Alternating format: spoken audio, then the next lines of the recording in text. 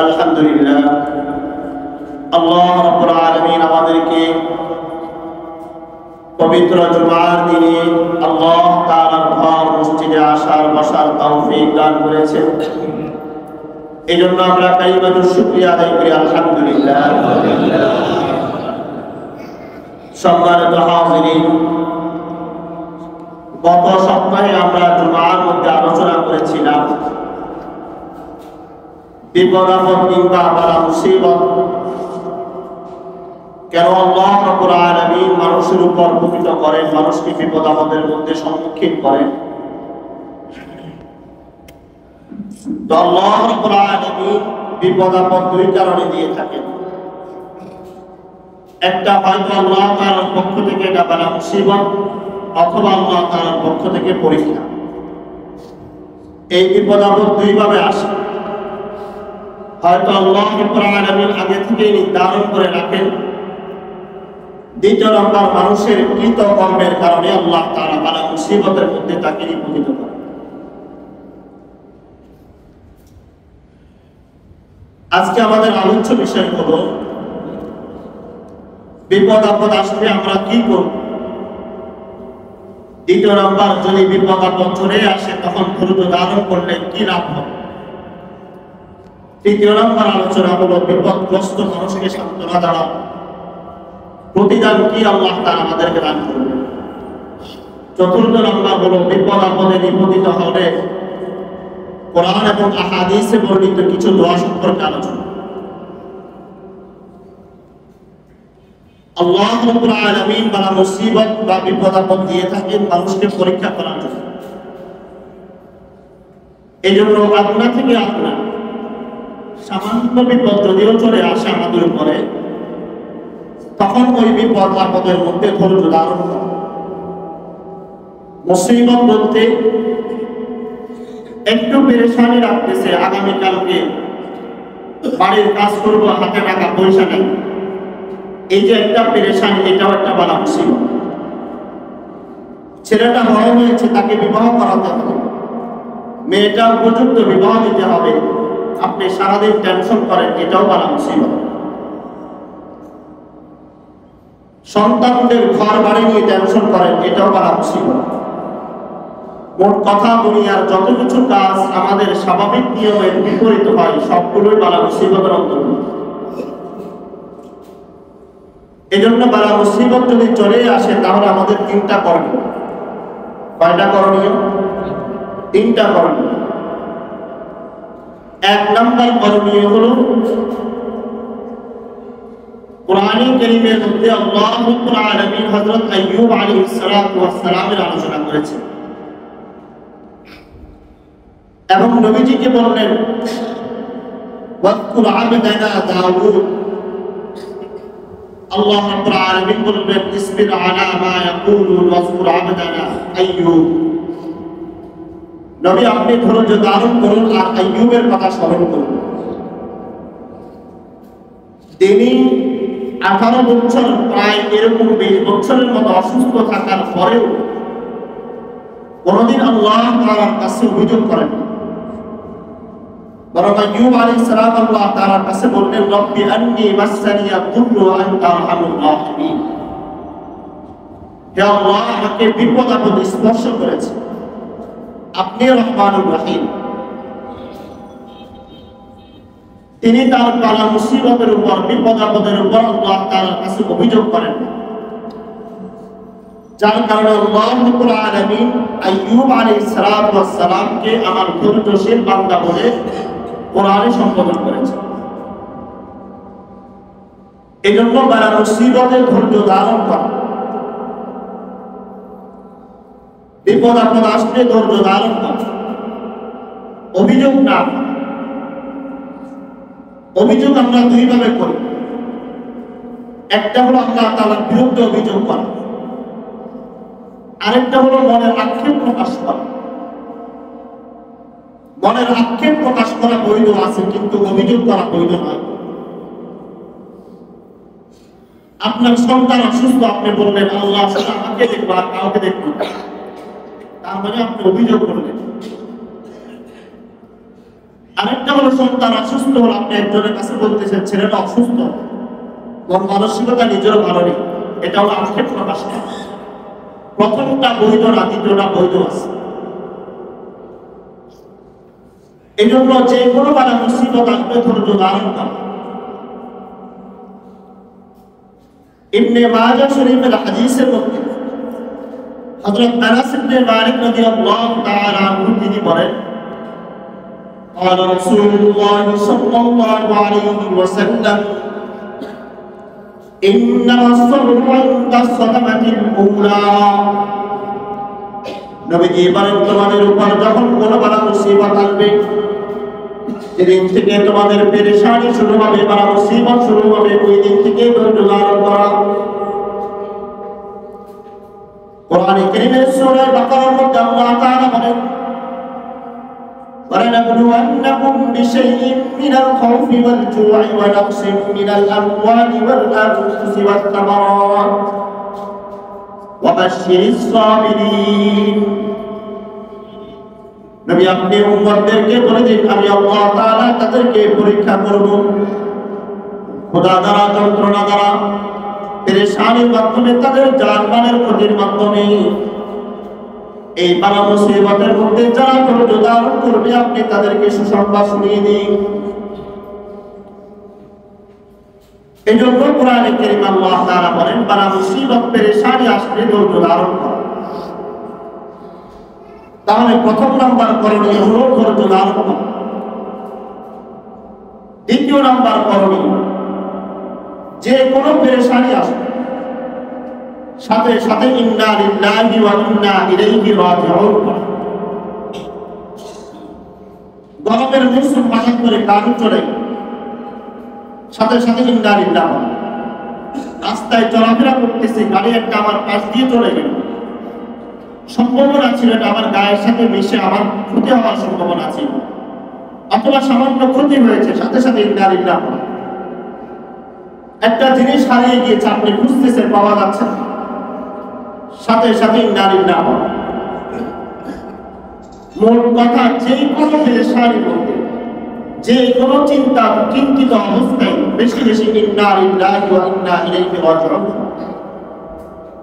এই শিক্ষা আল্লাহ রাব্বুল আলামিন কোরআনে কারীমের সূরা বাকারা 156 নম্বর আয়াতে বলে দিয়েছেন, আল্লাযীনা ইযা আসাবাতহুম মুসিবা قالوا إنا لله وإنا إليه راجعون।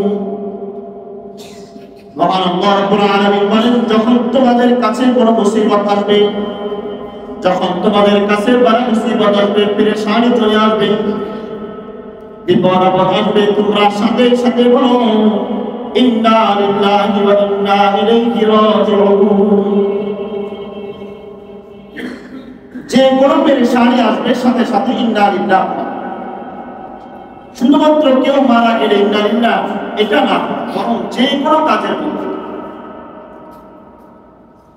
হঠাৎ করে আপনি মসজিদ থেকে বের হওয়ার পথে পা মুচকে গেল, সাথে সাথে ইন্না লিল্লাহি। ব্যবসা বাণিজ্য খারাপ যাচ্ছে, হঠাৎ করে কেউ আপনাকে ধোঁকা দিল, সাথে সাথে ইন্না লিল্লাহি। হঠাৎ একটা অশ্লীল কাজ দেখলেন, যেটা আপনার দেখা উচিত ছিল না, চোখে পড়ে গেল, সাথে সাথে ইন্না লিল্লাহি। আল্লাহ রাব্বুল আলামিন বলেন, ইযা আসাবাতহুম মুসিবা, যখনই কোনো পেরেশানি আসবে, সাথে সাথে ইন্না লিল্লাহি। তাহলে উলাইকা আলা হুদাম মির রাব্বিহিম ওয়া উলাইকা আল্লাহ রাব্বুল আলামিন বলেন, যারা মুসিবতে ইন্না লিল্লাহি পড়ে, আল্লাহ তাআলা তাদের উপর রহমত প্রেরণ করেন, তাদেরকে সঠিক পথে পরিচালনা করেন। ইবনে মাজাহ শরীফের হাদিসের মধ্যে, সহিহ আত-তারগীব ওয়া তারহীব কিতাবের মধ্যে, এছাড়া হাদিসের মুসনাদ আহমদ কিতাবের মধ্যে একটি ঘটনা উল্লেখ করা হয়েছে। নবীজির একজন সাহাবী ছিল, তার নাম হলো আবু সালামা রাদিয়াল্লাহু তাআলা। সালামা এর বাবার নাম, সাহাবীর নাম ছিল আবু সালামা, সালামার বাবা। আর ওনার স্ত্রীকে বলা হলো উম্মে সালামা, অর্থাৎ সালামার মা। উম্মে সালামা রাদিয়াল্লাহু তাআলা আনহা তিনি বলেন যে আমার স্বামী আবু সালামা রাসূলকে একটা হাদিস বলতে শুনেছে।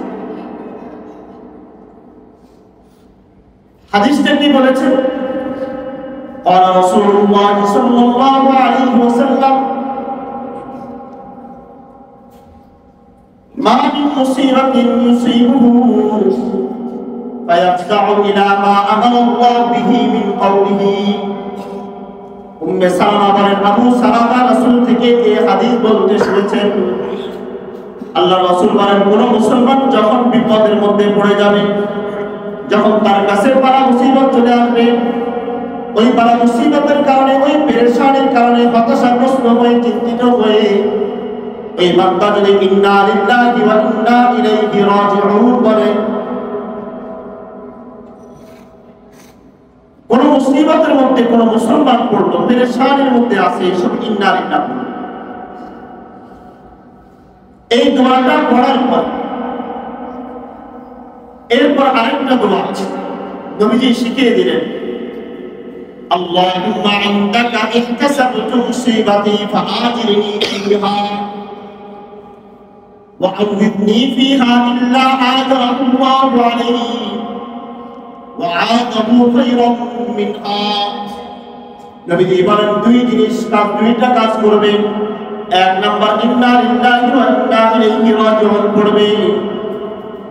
এরপর আল্লাহ তাআলার কাছে দোয়া করবে, আল্লাহুম্মা ইনদাকা ইহতাসাবতু মুসিবাতি ফাআজিরনি ফিহা ওয়া আউযিবনি মিনহা। হে আল্লাহ, আমি বিপদ আপদে পড়ার পরে ধৈর্য ধারণ করে আপনার কাছে পুরস্কারের আশা করি এবং উত্তম বিনিময়ের আশা করি। দুই জিনিস, আল্লাহ আমি বিপদ আপদে পড়েছি, এই বিপদ আপদে পড়ার কারণে আপনার কাছে এর বিনিময় পুরস্কার চাই এবং প্রতিদান চাই। নবীজি বলেন, যদি কেউ এরকম দোয়া করে, আমি আল্লাহ তাআলা তাকে প্রতিদানও দিব এবং পুরস্কারও দিব। দুই কাজ, ইন্না লিল্লাহি পড়া, দ্বিতীয় নাম্বার এই দোয়াটা পাঠ করা। হাদিসের গুরুত্বপূর্ণ অংশ হলো, উম্মে সালামা রাদিয়াল্লাহু তাআলা আনহা তিনি বলেন, ফালাম্মা তুফিয়া আবা সালামা, আবু সালামা ইন্তেকালের সময় হয়ে গেল, উনি একদম মারা গেলেন। যাকারতুল্লাযী হাদাথানি আন রাসূলিল্লাহ সাল্লাল্লাহু আলাইহি ওয়াসাল্লাম, ওই যে রাসূল বললেন মুসিবতে পড়লে কেউ যেন ইন্না লিল্লাহি পড়ে আর দোয়াটা করে। উম্মে সালামা তিনি বলেন, আমি আবু সালামার পাশে গেলাম, এরপর গিয়ে ইন্না লিল্লাহি বললাম, এরপর বললাম, আল্লাহুম্মা ইনদাকা ইহতাসাবতু মুসিবাতি হাদিহি ফাআজুরনি আলাইহা। হে আল্লাহ, আমি এই মুসিবতের মধ্যে ধৈর্য ধারণ করে আপনার কাছে প্রতিদান চাই, আপনার কাছে পুরস্কার চাই, আপনি পুরস্কার দেন। উম্মে সালামা বলেন, আমি দোয়ার এক অংশ বললাম, আল্লাহ আপনি আমাকে এই মুসিবতের বিনিময় পুরস্কার দান। এরপর দ্বিতীয় অংশ, আল্লাহ ফাআজুরনি ফিহা ওয়া ইন্নী খায়রাম মিনহা, এর থেকে উত্তম বিনিময় দান। উম্মে সালামা বলেন, আমি আবু সালামা মারা যাওয়ার পরে আমার কাছে ওমর রাদিয়াল্লাহু আনহু বিয়ের প্রস্তাব করলেন। তখন আমি ওমরকে বললাম, আবু সালামা থেকে উত্তম স্বামী আর কে হতে পারে? ওমর রাদিয়াল্লাহু আনহু চলে গেলেন। এরপর আবু বকর সিদ্দিক এসে প্রস্তাব করলেন, হে উম্মে সালামা, আমি আপনাকে বিবাহ করতে চাই। উম্মে সালামা সাথে সাথে বললেন যে, আবু বকর, আমার আবু সালামা থেকে উত্তম আর কে হতে পারে? আমার স্বামী থেকে উত্তম স্বামী আর হতে পারে। ফালাম্মা আরাদতু আন আকুলা ওয়া ইন্নী খায়রাম মিনহা, উম্মে সালামা বলেন, আমি যখন এই দোয়াটা করতে যাচ্ছিলাম, আল্লাহ এর থেকে উত্তম বিনিময় আমাকে দান করেন, এর থেকে উত্তম বিনিময় আমাকে দান করেন। আমার সাথে সাথে মনে হলো আবু সালামা থেকে উত্তম স্বামী আর কেউ হতে পারে না।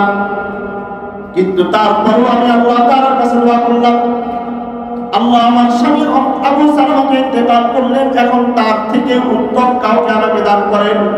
আমার কাছে উত্তম মনে হয়নি, আমার কাছে আবু বকর স্বামী হিসেবে উত্তম মনে হয়নি। এরপর আল্লাহ রাব্বুল আলামিনের বিধান চলে আসলো। আল্লাহ রাসূল সাল্লাল্লাহু আলাইহি ওয়াসাল্লাম উম্মে সালামা রাদিয়াল্লাহু তাআলা আনহার কাছে বিয়ের প্রস্তাব করলেন। উম্মে সালামা হাদিসের মধ্যে বলেন, সরওয়ারে কায়নাত দো জাহানের সরদার মুহাম্মদ সাল্লাল্লাহু আলাইহি ওয়াসাল্লাম যখন আমার কাছে বিবাহের প্রস্তাব করলেন, তখন আমার ওই রাসূলের ওই হাদিসটা মনে হলো এটাই সত্য। আমি আল্লাহ তাআলার কাছে দোয়া করলাম, হে আল্লাহ, আবু সালামা থেকে উত্তম কাউকে আমাকে দান করেন, নবীজির থেকে উত্তম এই জগতে আর কেউ হতে পারে না। আবু বকর বিয়ের প্রস্তাব করলেন, বললেন আবু বকর আবু সালামা থেকে তুমি উত্তম নয়, ওমর আবু সালামা থেকে তুমি উত্তম নয়। কিন্তু রাসূল যখন বিয়ের প্রস্তাব করলেন, তখন আমি উম্মাহাতুল মুমিনিন হয়ে যাব। এই জন্য উম্মে সালামা বলেন, কোন ব্যক্তি যদি এই দোয়াটা পাঠ করে, আল্লাহুম্মা ইনদাকা মুসিবাতি ফাআজুরনি ফিহা, হে আল্লাহ আপনি আমাকে মুসিবত থেকে উদ্ধার করেন এবং উত্তম প্রতিদান দান করেন, অবশ্যই আল্লাহ রাব্বুল আলামিন তাকে যে মুসিবতের মধ্যে রেখেছেন এর থেকে উত্তম বিনিময় দান করবেন। পেরেশানির মধ্যে আছেন, কঠিন পেরেশানি, কঠিন মুসিবত, কঠিন অসুস্থতা, অবশ্যই আল্লাহ রাব্বুল আলামিন এর থেকে উত্তম বিনিময়, এর থেকে উত্তম প্রতিদান অবশ্যই দান করবেন। এই জন্য কি পড়া? ইন্না লিল্লাহি ওয়া ইন্না ইলাইহি রাজিউন। মিশকাত শরীফের এক হাদিসের মধ্যে عن أبي هريرة رضي الله تعالى عنه قال قال رسول الله صلى الله عليه وسلم إذا انقطع شسع أحدكم فليسترجع فإنه من المصائب। নবী বলেন, তোমাদের কোন ব্যক্তির যদি জুতার একটা ফিতাও ছিঁড়ে যায়, আর ওই ব্যক্তি যেন সাথে সাথে বলে ইন্না লিল্লাহি ওয়া ইন্না ইলাইহি রাজিউন, ফাইন্নাহু মিনাল মাসাইব, কারণ এটাও একটা মুসিবত। সাধারণ একটা জুতার ফিতা ছিঁড়ে যাওয়ার পরেও কোনো ব্যক্তি যদি ওই জুতার ফিতা ছিঁড়ে যাওয়ার কারণে ইন্না লিল্লাহ বলে ধৈর্য ধারণ করে, আল্লাহ তাআলা তার আমলের মধ্যে দেখি প্রবুদ্ধ করে। এজন্য মানে মুসিবত পেরেশানি যে কোনো কাজের মধ্যে বেশি বেশি ইন্না লিল্লাহ। তৃতীয় নম্বর, মুসিবতের মধ্যে পড়ে গেলে স্মরণ করা যে আমাদের নবী এবং পূর্বের যতজন নবী গিয়েছেন তাদের মুসিবত এর থেকেও বেশি ছিল। আয়েশা সিদ্দিকা রাদিয়াল্লাহু তাআলা আনহা তিনি বলেন, নবী সাল্লাল্লাহু আলাইহি ওয়াসাল্লামের জীবনের শেষ সময় তিনি যখন ঘরের মধ্যে বসে আছেন, আবু বকর সিদ্দিক রাদিয়াল্লাহু তাআলা সাহাবায়ে কেরামদের ইমামতি করতেছিলেন। নবীজি তার ঘর থেকে হুজরা মুবারক থেকে মদিনার মসজিদে পর্দা উঠিয়ে দেখতেছিলেন আর বলতেছিলেন, হে আয়েশা, যদি আমার উম্মত কোন সময় কোন মুসিবতের মধ্যে পড়ে যায়, কোন বিপদ আপদের মধ্যে পড়ে যায়, তাহলে সে যেন দুনিয়ার কোন মুসিবতের কথা চিন্তা না করে আমার মুসিবতের কথা চিন্তা করে, আমার পেরেশানির কথা চিন্তা করে। কেননা দুনিয়ার শুরু থেকে আজ পর্যন্ত এবং কিয়ামত পর্যন্ত যত নবীরা এসেছেন, যত সাহাবীরা এসেছেন, যত উম্মত আসবে, আল্লাহ রাব্বুল আলামিন আমার থেকে মুসিবত দুনিয়ার কাউকে বেশি দেন নাই। এজন্য সাহাবী যখন জিজ্ঞেস করলেন, আইয়ুন নাসি আহাব্বু বালাআন, ইয়া রাসূলুল্লাহ, সবচেয়ে বড় মুসিবত কার বেশি আসে? নবীজি বলেন, আল আমবিয়া তুম্মাল আমসাল ফাল আমসাল, সবচেয়ে বেশি বড় মুসিবত আসে নবীদের উপর, এরপর যাদের ঈমান নবীদের পর্যায়ে, নবীদের পরে যাদের ঈমান, তাদেরকে আল্লাহ তাআলা বড় মুসিবতে নিপতিত করেন। এরপর নবীদের পরে যাদের সাহাবায়ে কেরামদের সমপরিমাণ যাদের ঈমান, যাদের ঈমানের পাওয়ার যত বেশি, বড় মুসিবত তার কাছে তত বেশি আসে। তিনটা কাজ করা, এক নাম্বার সাথে সাথে ধৈর্য ধারণ করা, অভিযোগ না করা। দ্বিতীয় নাম্বার ইন্না লিল্লাহি ওয়া ইন্না ইলাইহি রাজিউন করা। তৃতীয় নাম্বার আল্লাহ রাব্বুল আলামিনের কাছে ধৈর্য ধারণ করা এবং নবীদের কথা স্মরণ করা যে আল্লাহ রাব্বুল আলামিন নবীদেরকে এর থেকে বেশি পরীক্ষা করছে।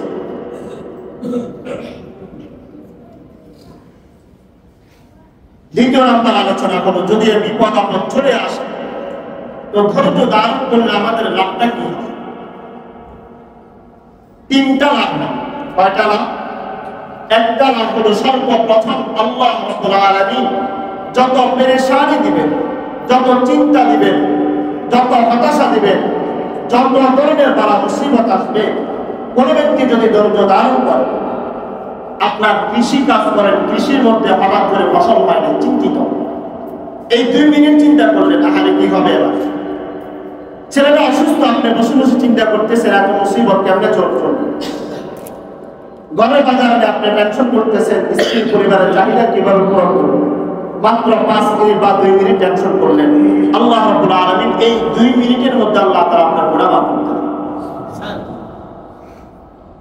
বুখারী শরীফের হাদিস, দুইজন সাহাবী عن أبي سعيد الخدري وعن أبي هريرة رضي الله تعالى عنهما قال قال رسول الله صلى الله عليه وسلم ما يصيب المسلم من نصب ولا وصب ولا غم ولا حزن ولا غم নবীজি বলেন, কোন ব্যক্তি যদি পেরেশানির মধ্যে থাকে, কোন ব্যক্তি যদি হতাশার মধ্যে থাকে, কোন ব্যক্তি যদি তার সামান্য টেনশন থাকে, কোন ব্যক্তি যদি ডিপ্রেশনের মধ্যেও থাকে, এমনকি তার শরীরের মধ্যে একটা কাঁটা চলে গিয়েছে, আত্মার শাওকানি শাহুহা, তার শরীরের মধ্যে একটা কাঁটা বিদ্ধ হয়েছে, এজন্য এই বান্দা কিছু সময় কষ্ট করতেছে, একটু আওয়াজ করতেছে, ইল্লা গাফারাল্লাহু বিহা মিন খাতায়া, ওই গুনাহের কারণে, ওই পেরেশানির কারণে, ওই চিন্তিত হওয়ার কারণে, ওই বালা মুসিবতের কারণে, ধৈর্য ধারণ করার কারণে আল্লাহ রাব্বুল আলামিন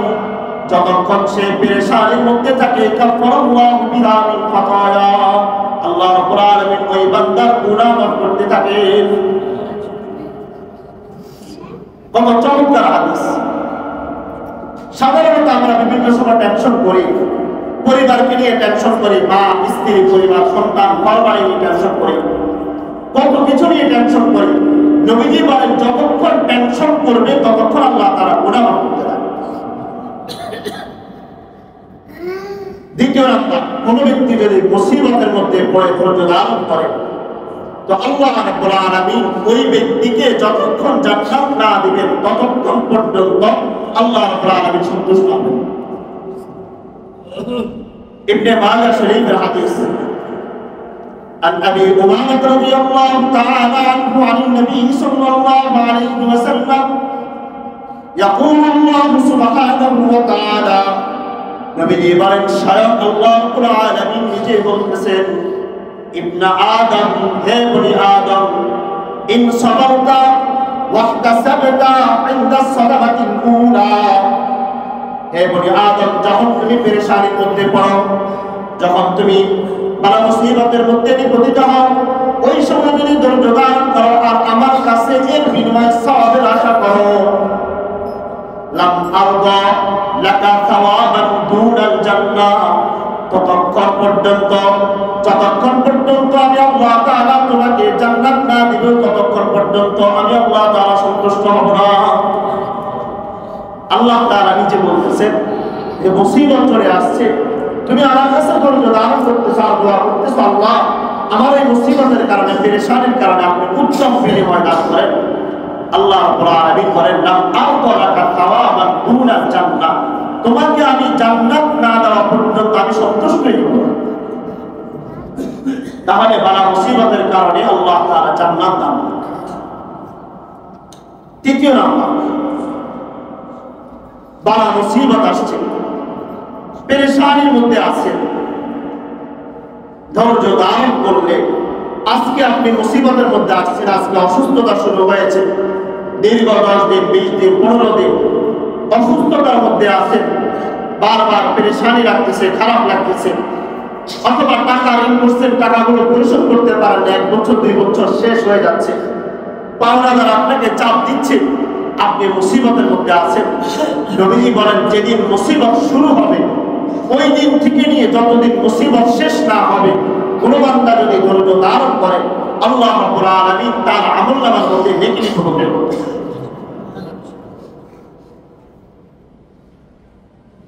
عن عمرو بن حزم رضي الله تعالى عنه قال قال رسول الله صلى الله عليه وسلم, নবীজি সাল্লাল্লাহু আলাইহি ওয়াসাল্লাম হাদিসের মধ্যে বলেন, মান মুসিবা বিমুসিবাতিন ফাযাকারা মুসিবাতাহু ফাআহদাতা ইস্তিরজাআন, কোন বান্দা যদি মুসিবতের মধ্যে পড়ে, পেরেশানির মধ্যে পড়ার পরে ওই পেরেশানিকে স্মরণ করতেছে আর মনে মনে বলতেছে, ইন্না লিল্লাহি ওয়া ইন্না ইলাইহি রাজিউন। মুসিবতের মধ্যে পড়লো, পেরেশানির মধ্যে পড়লো, অসুস্থতার মধ্যে পড়ে গেল। অসুস্থতার মধ্যে পড়ার পরে শুধু ইন্না লিল্লাহি ওয়া ইন্না ইলাইহি রাজিউন পড়ে, 24 ঘন্টা শুধুমাত্র ইন্না লিল্লাহ পড়ে। ওয়া ইন তাকাদামা আহদুহা ওয়া ইন তাকাদামা আহদুহা কাতাবাল্লাহু লাহু মিনাল আজরি ইয়াওমা উসিবা। নবীজি বলেন, যেদিন সে পেরেশানির মধ্যে পড়লো, ওই দিন থেকে নিয়ে যতদিন এই পেরেশানি থেকে উদ্ধার না হবে ততদিন পর্যন্ত আল্লাহ তাআলা তার আমলনামার মধ্যে নিজে লিপিবদ্ধ করে দেন। হাসপাতালের মধ্যে গেলে 1 সপ্তাহ পর্যন্ত হাসপাতালে শুয়ে আছে, কিন্তু পেরেশান, নিজের কর্মব্যস্ততা সব কিছু ছেড়ে ঘরের মধ্যে থাকা, হাসপাতালের মধ্যে থাকা, ঘরের মধ্যে শুয়ে থাকা, এই যে পেরেশানি, আপনি শুধুমাত্র পেরেশানি স্মরণ করে ইন্না লিল্লাহ পড়তেছেন। নবীজি বলেন, কাতাবাল্লাহু লাহু মিনাল আজর, আল্লাহ তাআলা ওই ব্যক্তিকে ওই বিপদ থেকে উদ্ধার করা পর্যন্ত যতদিন সে পেরেশানির মধ্যে থাকবে আল্লাহ তাআলা ততদিন তার আমলনামার মধ্যে নেকি লিপিবদ্ধ করবেন। তাহলে ধৈর্য ধারণ করলে 3টা লাভ। 1 নাম্বার, আল্লাহ রাব্বুল আলামিন গুনাহ মাফ করেন। 2 নাম্বার, আল্লাহ তাআলা জান্নাত দেন। 3 নাম্বার, যতদিন মুসিবত আছে ততদিন পর্যন্ত আল্লাহ তাআলা গুনাহ মাফ করেন। এখন কথা হলো, যে ব্যক্তি মুসিবতের মধ্যে আছে, হতাশাগ্রস্ত আছে, বিপদগ্রস্ত ব্যক্তি আছে, আমাদের অভ্যাস হলো আমরা তার কাছে গিয়ে বলি যে মেয়েটাকে বললাম ওই জায়গায় বিয়ে দিতে, আমার কাছে, আমার ছেলের কাছে বিয়ে দিতে দিলি না, এখন বুঝ অন্য জায়গায় কিছু সংসার ভালো হয়েছে।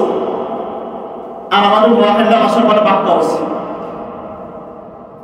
এরকম অনেক সময় মুসিবতের মধ্যে পড়লে আরেকজন এসে সান্ত্বনা দেওয়া তো দূরের কথা, এসে উস্কানি দেয়, বললাম না এখানে টাকা ইনভেস্ট করার দরকার নেই, এখন মারাটা খাইছে, বুঝছো তো, মুরব্বীদের কথা মানতে হবে।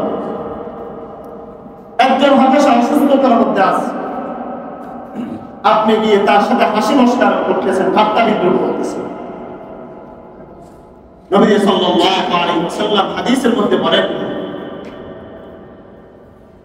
আনাস ইবনে মালিক, হযরত আব্দুল্লাহ রাদিয়াল্লাহু তাআলা আনহু ইবনে মাজাহ শরীফের মধ্যে বলেন, ক্বালা রাসূলুল্লাহ সাল্লাল্লাহু আলাইহি ওয়াসাল্লাম, মান আযযা মুসাবান ফালাহু মিসলু আজরিহি। কোন ব্যক্তি যদি বিপদগ্রস্ত ব্যক্তির পাশে গিয়ে তাকে সান্ত্বনা দেয়, তাকে তার পাশে গিয়ে তাকে সান্ত্বনা দিয়ে হতাশার বাণী না শোনাই, ফালাহু মিসলু আজরিহি, ওই ব্যক্তিকে আল্লাহ তাআলা তার সমপরিমাণ সওয়াব দান করবেন। অর্থাৎ ওই ব্যক্তি মুসিবতের মধ্যে পড়ার কারণে যে নেকি আল্লাহ তাআলা তার আমলনামার মধ্যে দিয়ে দিচ্ছেন, ওটা যদি আপনি গিয়ে সান্ত্বনা দেন, আল্লাহ তাআলা আপনার আমলনামার মধ্যে দিয়ে দিবেন। অনেক সময় একজন অসুস্থ হয়, ঘরের মধ্যে সবাই অসুস্থ হয়ে গিয়েছে, এমন সময় আমরা চিন্তা করে আল্লাহ জানে না জানে আল্লাহ তাআলা এই মুসিবত কোন সময় আমার মধ্যে নিয়ে আসেন। ঘরের মধ্যে একজনের ক্যান্সার, এবার পরিবারের সবাই তাকে তার আশেপাশে ঘুরতে দেয়, হাতে বসতেও দেয়।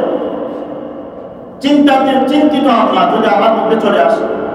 করোনা ভাইরাস যখন হয়েছিল তখন এই কাজটা বেশি হয়েছে। বাবা অসুস্থ হয়েছে, সন্তান আর বাবার পাশেও যায়। স্ত্রী অসুস্থ হয়েছে, স্বামী পাশে যায়। মারা গিয়েছে, লাশ কর্ম দিবে, আত্মীয় স্বজন কেউ আসে। ঘরের মধ্যে একজনের অসুস্থতা শুরু হয়েছে, আপনি চিন্তা করতেছেন না জানি অসুস্থতা আমার কাছে চলে আসে। এই জন্য নবী সাল্লাল্লাহু আলাইহি ওয়াসাল্লাম একটা দোয়া শিখিয়ে দিলেন, কোন ব্যক্তি যদি হতাশাগ্রস্ত ব্যক্তির পাশে গিয়ে একটা দোয়া পড়ে, আল্লাহ রাব্বুল আলামিন ওই ব্যক্তি যে রোগে আক্রান্ত হোক, চাই সে ক্যান্সার আক্রান্ত হোক, চাই সে জ্বরে আক্রান্ত হোক, চাই সে হার্ট অ্যাটাক হোক, অথবা যে কোনো রোগ হোক, আপনি গিয়ে তার পাশে গিয়ে যদি এই দোয়াটা পাঠ করেন, আল্লাহ রাব্বুল আলামিন কোনদিন ওই রোগে আল্লাহ তাআলা আপনাকে আক্রান্ত করবেন। দোয়াটা শেখার দরকার আছে কি? ক্বালা রাসূলুল্লাহ সাল্লাল্লাহু আলাইহি ওয়াসাল্লাম, আল্লাহ রাসূল বলেন, যে ব্যক্তি হতাশাগ্রস্ত ব্যক্তির পাশে গিয়ে দোয়াটা পড়বে, আলহামদুলিল্লাহিল্লাযী আফানি মিম্মা ইবতালাকা বিহি, আলহামদুলিল্লাহিল্লাযী আফানি মিম্মা ইবতালাকা বিহি, সমস্ত প্রশংসা ওই আল্লাহ তাআলার জন্য যে আল্লাহ রাব্বুল আলামিন তোমাকে যে রোগটা দিয়েছেন ওই রোগ থেকে আমাকে মুক্ত রেখেছেন। وفضلني على كثير ممن خلق تفضيلا। এবং আল্লাহ রাব্বুল আলামিন যতগুলো পেরেশানি দিয়েছেন, যত হাজার মাখলুকাত বানিয়েছেন, সমস্ত মাখলুকাত থেকে আমাকে শ্রেষ্ঠ বানিয়েছেন। এজন্য আমি শুকরিয়া আদায় করি দুই কারণে। একটা হলো আল্লাহ তাআলা তোমাকে যে বিপদ দিয়েছেন ওই মুসিবত থেকে আল্লাহ তাআলা আমাকে মুক্ত রেখেছেন। দ্বিতীয় নাম্বার হলো আল্লাহ রাব্বুল আলামিন সমস্ত মাখলুকাত থেকে আমাকে শ্রেষ্ঠ বানিয়েছেন। এজন্য আমি আল্লাহ তাআলার প্রশংসা করি। নবীজি বলেন কোন ব্যক্তি যদি অসুস্থ ব্যক্তির পাশে গিয়ে এই দোয়াটা পাঠ করে, আলহামদুলিল্লাহিল্লাযী আফানি মিম্মা ইবতালাকা বিহি ওয়া ফাদ্দালানি আলা কাসীরিন মিম্মান খালাকা তাফদীলা উফিয়া মিন যালিকাল বালা'i কানান আও মা কানা। ওই ব্যক্তি যে বিপদের মধ্যে থাকুক, যে মুসিবতের মধ্যে থাকুক, যে রোগে আক্রান্ত থাকুক, যে পেরেশানির মধ্যে আক্রান্ত থাকুক, অবশ্যই আল্লাহ রাব্বুল আলামিন ওই মুসিবত থেকে আপনাকে উদ্ধার করবে। হতাশাগ্রস্ত ব্যক্তির কাছে গিয়ে দোয়া করবেন, আল্লাহ রাব্বুল আলামিন ওই বিপদ, ওই জিনিস আর আপনাকে দিবে না। তার ছেলেটা মেয়েটা আরেক ছেলের সাথে ভেঙে বিয়ে করে ফেলেছে, সংসার জীবন নষ্ট করে ফেলেছে, খারাপ কাজে নিমজ্জিত হয়ে গিয়েছে। আপনি সেখানে গিয়ে হাসি মস্কারে না করে দোয়া করা তার জন্য, আর এই দোয়াটা পাঠ করা, তো আল্লাহ রাব্বুল আলামিন আপনার সন্তানকে ওই সমস্ত কাজ থেকে উদ্ধার করবে।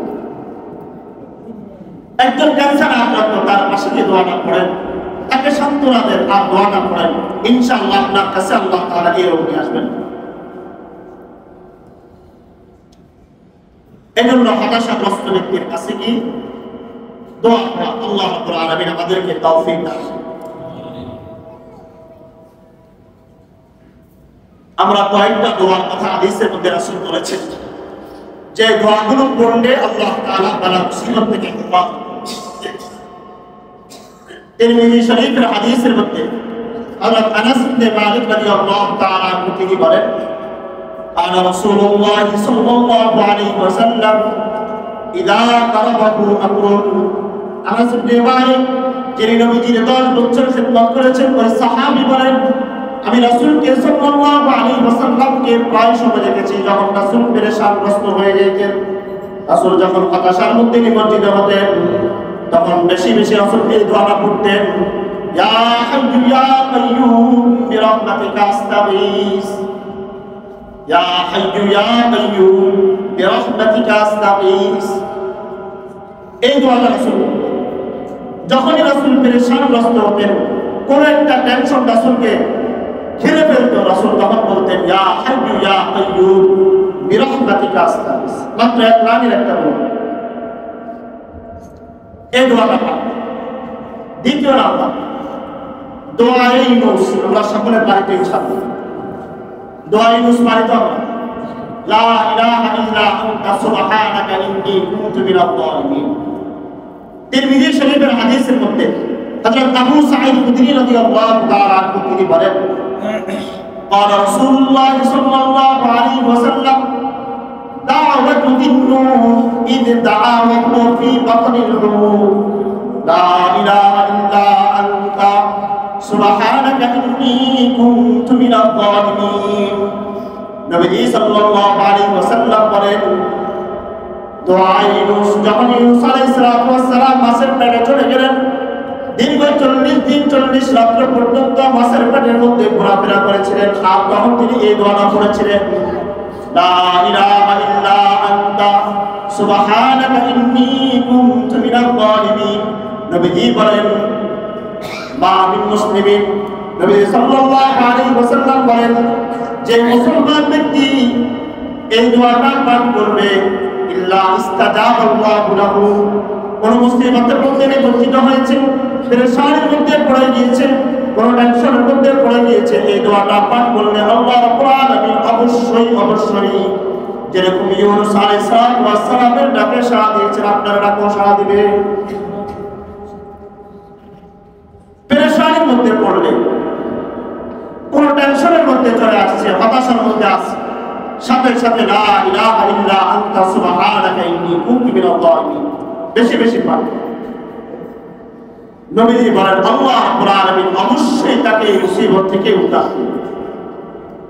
তৃতীয় নাম্বার আরেকটা দোয়া নবীজি সাল্লাল্লাহু আলাইহি ওয়াসাল্লাম করতেন, এটাও তিরমিজি শরীফের হাদিস। আনাস ইবনে মালিক রাদিয়াল্লাহু তাআলা তিনি বলেন কাসীরাম মা কুনতু আসমাউন নবী সাল্লাল্লাহু আলাইহি ওয়াসাল্লাম ইয়াদউ মিন হাউলাহি কালিমাত, আমি রাসূলকে বেশি বেশি যখনই রাসূলকে দেখতাম যে রাসূল কোথাও হতাশার মধ্যে আছেন, পেরেশানির মধ্যে আছেন, এমনকি সাধারণ সময়ে নবী সাল্লাল্লাহু আলাইহি ওয়াসাল্লাম এই দোয়াটা এত বেশি পড়তেন, অন্য কোন দোয়া এত বেশি পড়তে আমি রাসূলকে দেখিনি। দোয়াটা হলো আল্লাহুম্মা ইন্নী আউযু বিকা মিনাল হাম্মি ওয়াল হাযন ওয়া আউযু বিকা মিনাল আজজি ওয়াল কাসলি ওয়াল বুখলি ওয়াল জুব ওয়া আউযু বিকা মিন গালাবাতিদ দাইনি ওয়া কাহরিল রিজাল। হে আল্লাহ, আপনি আমাকে পেরেশানি থেকে, আমাকে হতাশা থেকে, আমাকে অলসতা থেকে, আমাকে দুর্বলতা থেকে, আল্লাহ আমার অধিক ঋণ, এই ঋণ থেকে আল্লাহ আপনি আমাকে দুনিয়ার মানুষের অত্যাচার থেকে হেফাজত করেন।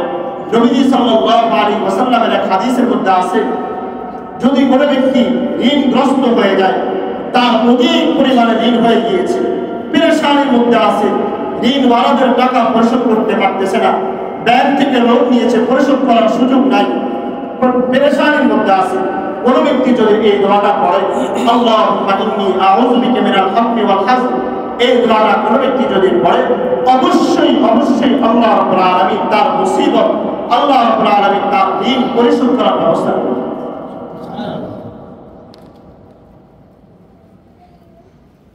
পঞ্চম নাম্বার একটা দোয়া, আমরা চতুর্থ নাম্বার দোয়া, এই দোয়াটাও আমরা বেশি পারি, সকলে জানি। নবী সাল্লাল্লাহু আলাইহি ওয়াসাল্লাম যখন মেরাজে গেলেন, তো মেরাজে যাওয়ার পরে নবীজিকে আল্লাহ তাআলা কিছু জিনিস হাদিয়া দিয়েছেন, এর মধ্যে 5 ওয়াক্ত নামাজ, আয়াতুল কুরসি এবং সূরা বাকারার শেষ 2 আয়াত, আরেকটা ছোট্ট তাসবিহ নবীজি সাল্লাল্লাহু আলাইহি ওয়াসাল্লাম জান্নাত থেকে নিয়ে আসছেন। আবু হুরায়রা রাদিয়াল্লাহু তাআলা তিনি বলেন আকসির মিন কওলি লা হাওলা ওয়ালা কুওয়াতা ইল্লা বিল্লাহ ফাইন্নাহু কানজুম মিন কুনুজিল জান্নাহ। নবীজি বলেন তোমরা বেশি বেশি লা হাওলা ওয়ালা কুওয়াতা ইল্লা বিল্লাহ পড়ো, কারণ এটা হলো জান্নাতের ধনভাণ্ডারের একটা। এজন্য পেরেশানির মধ্যে আছেন, হতাশার মধ্যে আছেন, অসুস্থতার মধ্যে আছেন, সন্তানাদিদেরকে নিয়ে পেরেশানির মধ্যে আছেন, স্ত্রীর কথা শুনে আপনি পেরেশানির মধ্যে আছেন, বেশি বেশি পড়েন লা হাওলা ওয়ালা কুওয়াতা ইল্লা বিল্লাহ। একজন ইমাম, ওনার নাম মাকহুল রাহিমাহুল্লাহ, উনি বলেন মান ক্বালা লা হাওলা ওয়ালা কুওয়াতা ইল্লা বিল্লাহ লা মানজা ওয়ালা মানজা মিনাল্লাহি ইল্লা ইলাইহি। কোন ব্যক্তি যদি লা হাওলা ওয়ালা কুওয়াতা ইল্লা বিল্লাহ পড়ে, তো আল্লাহ তাআলা 70টা মুসিবত থেকে আল্লাহ তাআলা হেফাজত করবেন। সর্বনিম্ন মুসিবত হলো আল্লাহ তাআলা তাকে দারিদ্রতা থেকে হেফাজত করবেন। তাহলে লা হাওলা ওয়ালা কুওয়াতা ইল্লা বিল্লাহ এটা জান্নাতের একটা ধনভাণ্ডার। লা হাওলা ওয়ালা কুওয়াতা ইল্লা বিল্লাহ কেউ যদি পড়ে, আল্লাহ তাআলা তাকে 70টা বিপদ থেকে হেফাজত করবেন। সর্বশেষ নবীজি আরেকটা দোয়া করতেন, লা ইলাহা ইল্লাল্লাহুল আযীমুল হালিম, লা ইলাহা ইল্লা হুয়া রাব্বুল আরশিল আযীম, লা ইলাহা ইল্লা হুয়া রাব্বুস সামাওয়াতি ওয়া রাব্বুল আরদি ওয়া রাব্বুল আরশিল আযীম। মূল আমরা কয়েকটা দোয়া পড়েছি। 1 নাম্বার ইয়া হাইয়্যু ইয়া কাইয়্যুম বিরাহমাতিকা আস্তাগীস। 2 নাম্বার বেশি বেশি সর্বদা পড়া।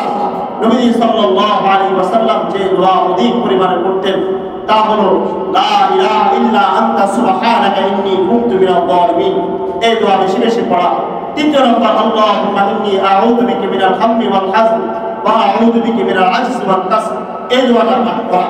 4 নাম্বার যে দোয়া আমরা সকলের পাই, লা হাওলা ওয়ালা কুওয়াতা ইল্লা বিল্লাহ, এই দোয়াটা পাঠ করা। 5 নাম্বার লা ইলাহা ইল্লাল্লাহুল আযীমুল হালিম, লা ইলাহা ইল্লা হুয়া রাব্বুল আরশিল আযীম, লা ইলাহা ইল্লা হুয়া রাব্বুস সামাওয়াতি ওয়া রাব্বুল আরদি ওয়া রাব্বুল আরশিল কারীম। এই 5টা দোয়া, তার আগে আরেকটা দোয়া বলেছি। টোটাল আমরা 6টা দোয়া। যদি কোনো ব্যক্তি পেরেশানির মধ্যে পড়ে, কোনো ব্যক্তি যদি চিন্তিত হয়ে যায়, কোনো ব্যক্তি যদি টেনশনে পড়ে যায়, তো আল্লাহ রাব্বুল আলামিনের কাছে এই দোয়াগুলো কোনো ব্যক্তি যদি পাঠ করে, অবশ্যই অবশ্যই আল্লাহ রাব্বুল আলামিন তাকে ওই মুসিবত থেকে, ওই বালা মুসিবত থেকে, ওই পেরেশানি থেকে আল্লাহ রাব্বুল আলামিন উদ্ধার করবেন।